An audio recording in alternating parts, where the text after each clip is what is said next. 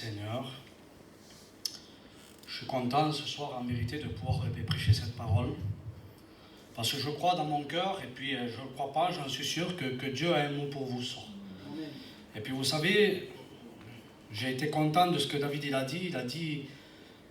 Il a dit que Dieu pouvait faire quelque chose pour nous. Et puis ce soir, il va y avoir une petite question posée comme ça dans le message, et on va le voir ensemble.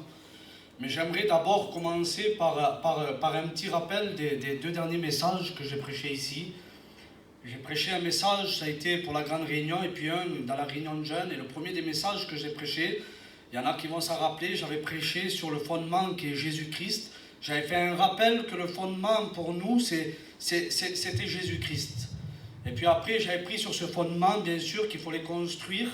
Quand on fait un fondement, c'est pour construire. Et puis sur le fondement, les matériaux qu'il nous avait donné Jésus, j'avais pris le premier des matériaux, c'était la repentance à la croix. Je crois que c'est un des premiers matériaux qu'il nous faut.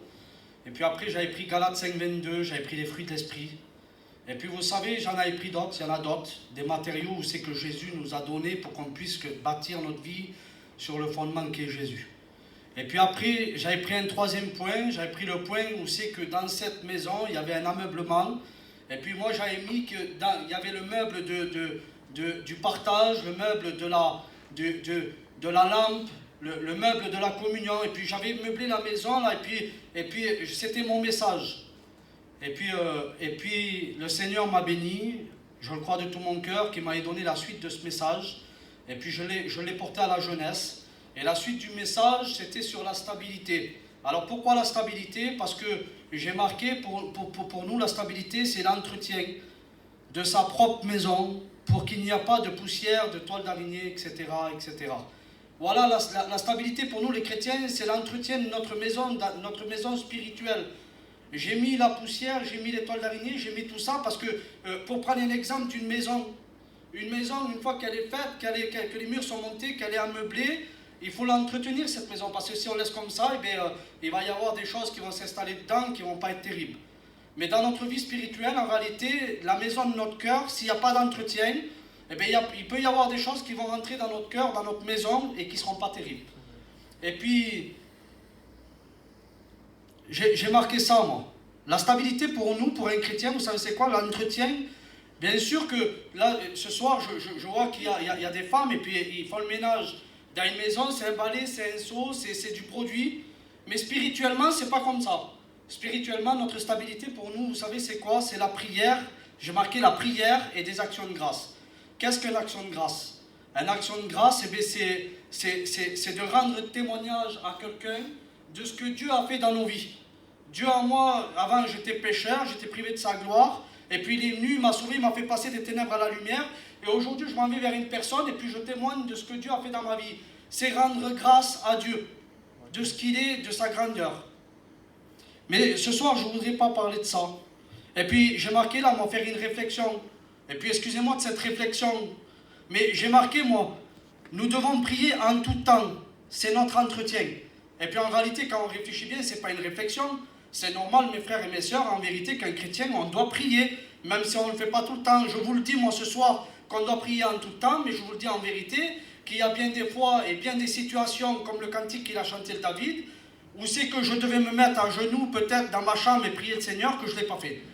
C'est bizarre, hein? Parce que l'ennemi ne veut pas aujourd'hui. Il veut gagner du temps. Il voit qu'on est dans une situation et il voudrait qu'on y reste. Que Dieu fasse que certaines situations qu'on en sort. Est-ce que vous croyez que Jésus il est vivant ce soir?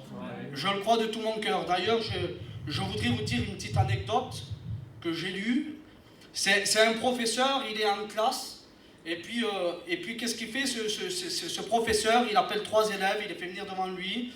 Et puis il commence à leur parler, raconter une petite histoire. Et puis l'histoire, c'est sur Marc 10 au verset 46. C'est une histoire que vous connaissez, c'est Bartimée. Et puis il commence à s'entretenir avec, il commence à parler un petit peu avec. Et puis il leur pose cette question. Il leur dit, voilà, dans l'histoire, là, Jésus passait. Et puis Bartimée, il court, il se jette à ses genoux. Et puis Jésus lui demande, que veux-tu que je te fasse? Et puis alors il y a une petite fille qui est dans l'eau, et puis elle lève la main comme ça, et puis elle veut répondre, et puis il lui dit vas-y. Et puis la petite fille, sur un bon sentiment, elle dit, moi j'aurais été à la place de Bartimée, mais j'aurais voulu une canne blanche pour aider à marcher. En réalité, quand on réfléchit bien, c'est une demande en réalité, elle est pas mauvaise. Quand on a une canne, un aveugle, il marche avec une canne. Et puis un garçon qui est là, avec un petit peu d'orgueil dans son cœur, limite, pour faire mieux que la petite fille qui est là, il lève la main, lui. Et puis il lui dit, vas-y, dis. Et puis ce petit garçon, là, vous savez qu'est-ce qu'il répond? Il dit, moi, j'aurais été à la place de Bartimée, j'aurais voulu un chien d'aveugle. Et puis le maître qui est là, il lui dit, c'est bien, vos demandes, ils sont bien, parce que ça a quand même un rapport avec la personne aveugle. Mais il dit, Bartimée s'est pas arrêté là. Bartimée, il savait que Jésus, il était vivant. Bartimée, il n'a pas voulu une amélioration de sa vie. Il n'a pas voulu, pour un temps, avoir une petite amélioration, en voulant dire, eh bien, je vais être bien pendant un petit moment, mais en réalité, la situation est toujours là, et la situation, elle fait toujours surface. Parce que le problème, l'aveuglement de Bartimée, il était toujours là. Bartimée demande directement la guérison. Et que Dieu fasse ce soir, que nous ne demandons pas une amélioration de nos vies. En vérité, j'étais en train de réfléchir combien de fois je l'ai fait. Combien de fois j'ai voulu que le Seigneur bénisse une certaine situation, qu'il a béni, mais d'une façon limite pour me soulager, pour que ça soit mieux pour la journée présente, avec les bénédictions que Dieu est capable d'accorder.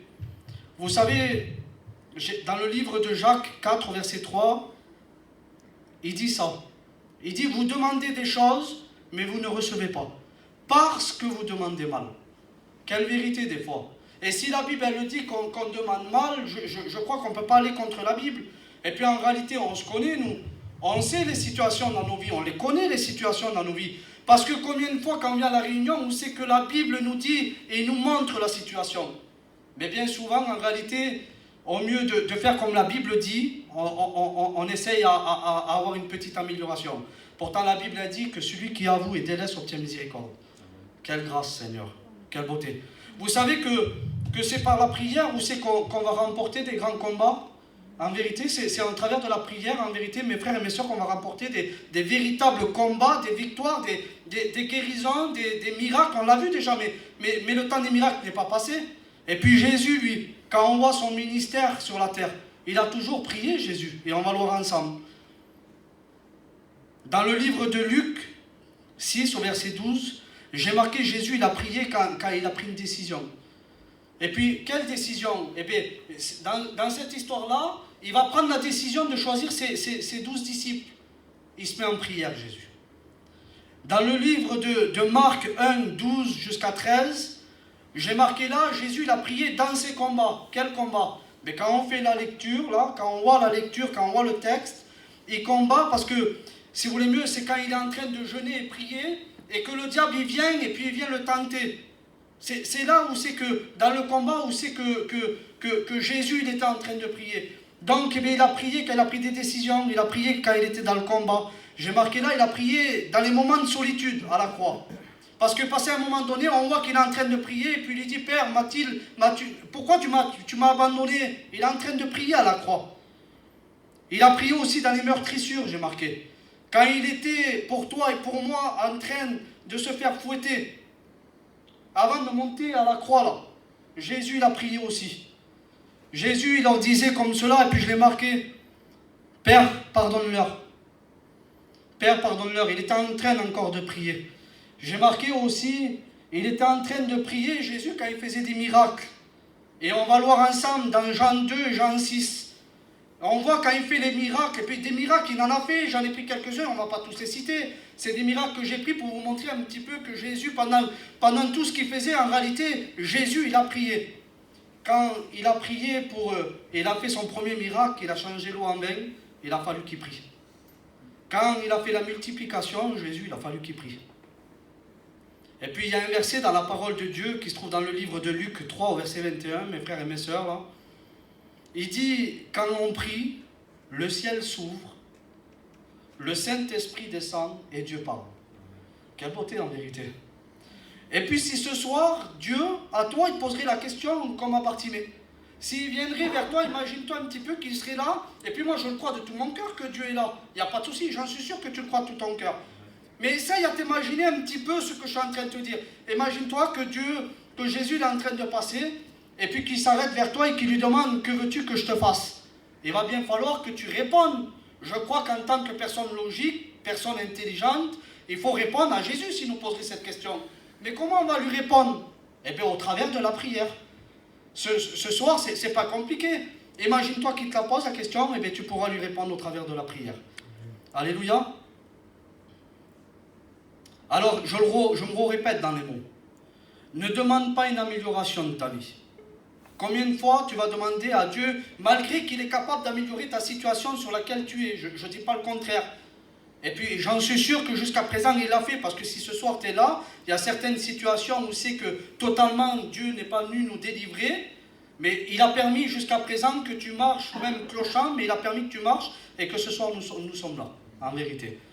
Alors ne demande pas une amélioration, mais demande une bénédiction. Amen. Et moi, la bénédiction, j'ai marqué un miracle, une guérison, une repentance. Hein, c'est un petit peu les bénédictions qu'on sait que Dieu donne. Mais je ne suis pas celui qui sonde les cœurs et les reins, mais le maître qu'on sert, lui, il le fait.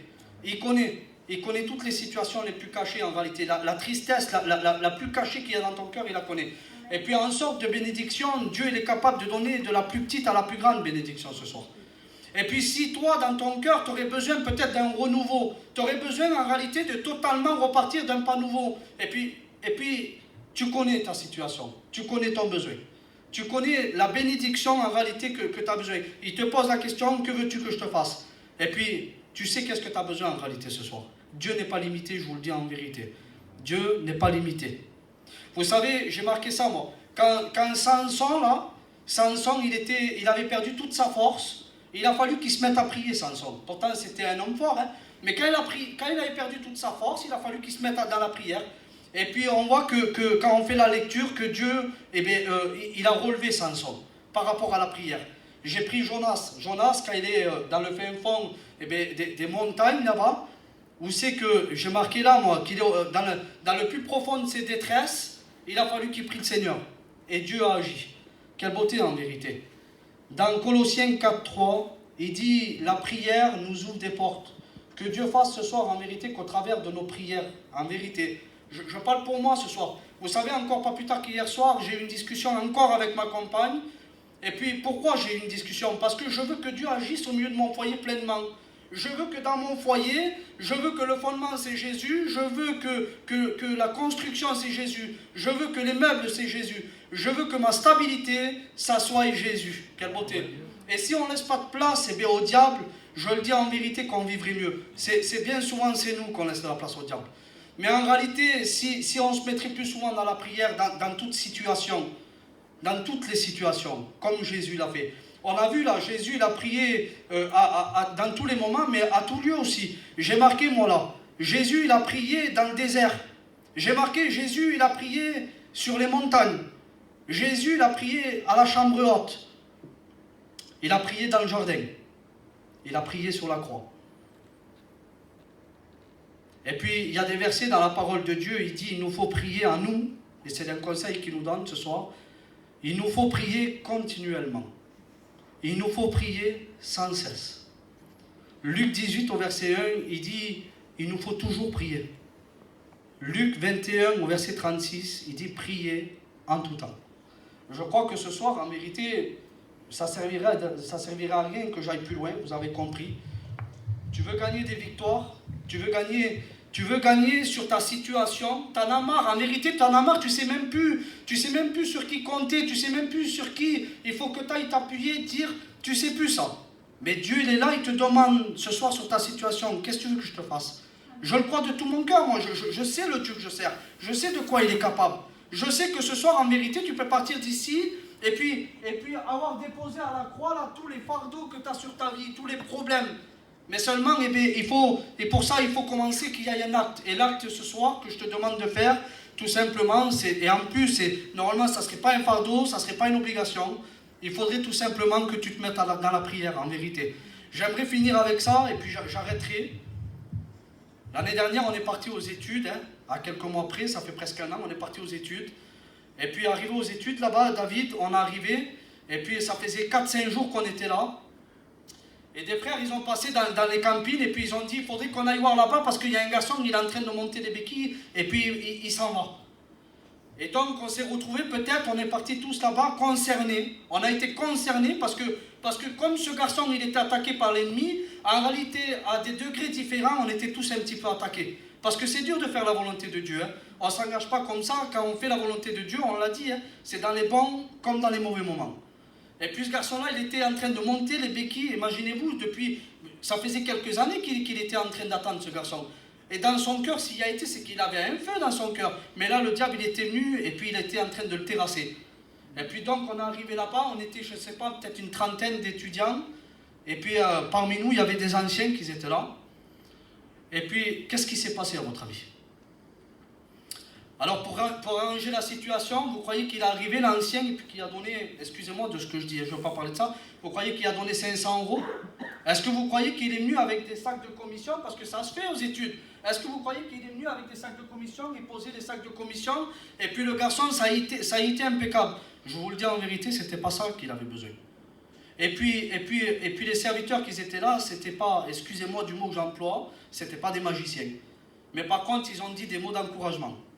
Et puis ce que Dieu nous a donné, il nous a donné la prière.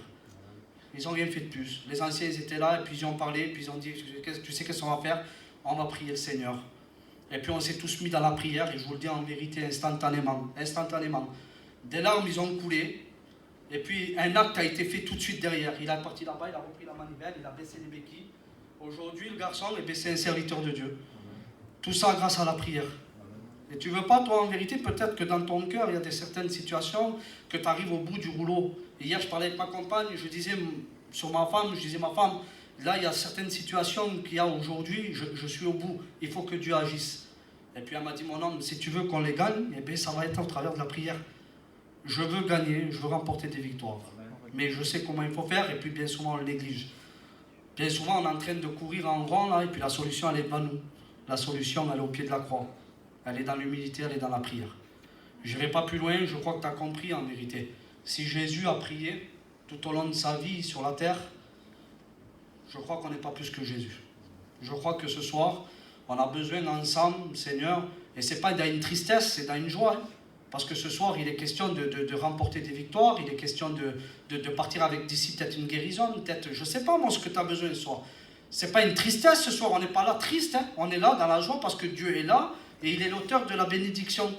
Quelle beauté. Alléluia. Alors vous savez qu'est-ce qu'on va faire ensemble?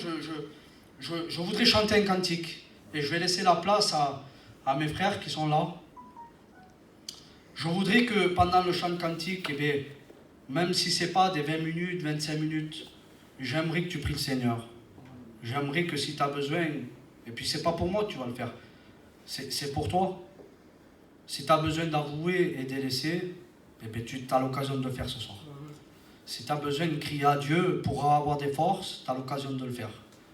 Que ce soir, qu'on puisse se laisser envahir par le Saint-Esprit. Quand on prie, le ciel s'ouvre, le Saint-Esprit tombe et Dieu parle. Alléluia.